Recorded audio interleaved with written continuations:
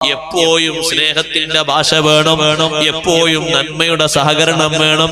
ഏതെങ്കിലും ഭാഗത്ത് കുറവുകൾ ഉണ്ടെങ്കിൽ പരിഹരിച്ചു കൊടുക്കണം, കൂടെ നിന്ന് സഹായിച്ചു കൊടുക്കണം, ഒത്താശകൾ ചെയ്തു കൊടുക്കണം, ആവശ്യങ്ങൾ നിറവേറ്റി കൊടുക്കണം.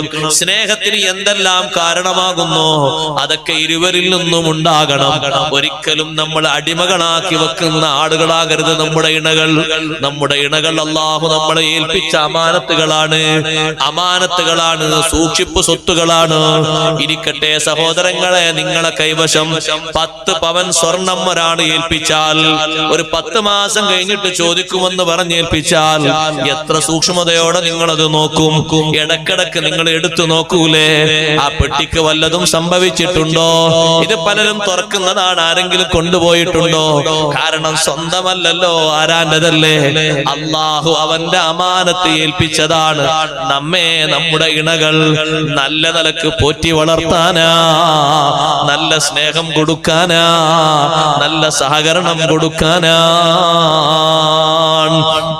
അഷ്റഫുൽ ഖൽഖ് റസൂലുള്ളാഹി സ്വല്ലല്ലാഹു അലൈഹി വസല്ലം തങ്ങളത് പറഞ്ഞിട്ടുണ്ട്. അതേ, ഇസ്തൗസു ബിന്നിസാഇ ഖൈറാ, സ്ത്രീകളോട് നന്മ ഉപദേശിക്കണം. ഫഇന്നഹുന്ന ഖുലിഖന മിൻ ളിലഅ്, പുരുഷന്മാരെ പോലെയല്ല സ്ത്രീകളെ പടക്കപ്പെട്ടത് വാരിയെല്ലിൽ നിന്നാണ്. വാരിയെല്ലിൽ ഏറ്റവും വളഞ്ഞ എല്ലിൽ നിന്നാ പടക്കപ്പെട്ടത്.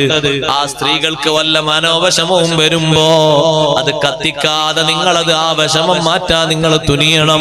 അവർക്ക് എന്തെങ്കിലും മാനസിക പ്രതിസന്ധി വരുമ്പോ, രോഗഗ്രസ്തരായവർ കഴിയുമ്പോ വിഷമം നീക്കാൻ നിങ്ങൾ ശ്രമിക്കണം. നന്മ നിറഞ്ഞ വാക്ക് പറയണം, ഒരിക്കലും കറവീഴുന്നൊരു വാക്ക് പറയരുത്. അല്ലാഹു തന്ന അമാനത്താണ്, അതിന് കേടുപാട് സംഭവിച്ചുകൂടാ. നമ്മളെ സ്വഭാവക്കേട് കൊണ്ട് മോശമായി കൂടാ.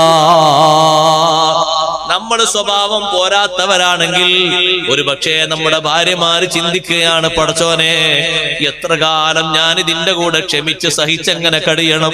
എന്നും വീട്ടിലേക്ക് വരും, വിഴുപ്പലക്കുന്ന വാക്കുകൾ മാത്രം പറയും, കേറിക്കടന്നിട്ട് ആവശ്യങ്ങൾ പൂർത്തീകരിക്കും.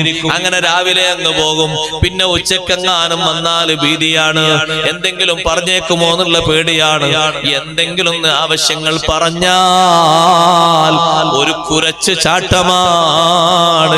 രണ്ടാമത്തെ ഒന്ന് പറയാൻ കഴിയൂല. എനിക്കിങ്ങനെ ഒരു ആവശ്യമുണ്ട് എന്ന് പറഞ്ഞാല് 10 കൊല്ലം പറയണം ഒരാവശ്യം സാധിച്ചു കിട്ടണമെങ്കിൽ. നിങ്ങൾ നോക്ക്, ഭാര്യമാരെ ആക്ഷേപിക്കുന്നവരുണ്ട്, അവർ ചില്ലറ ഭക്ഷണം കഴിച്ചു കൂടുന്നവരാണ്.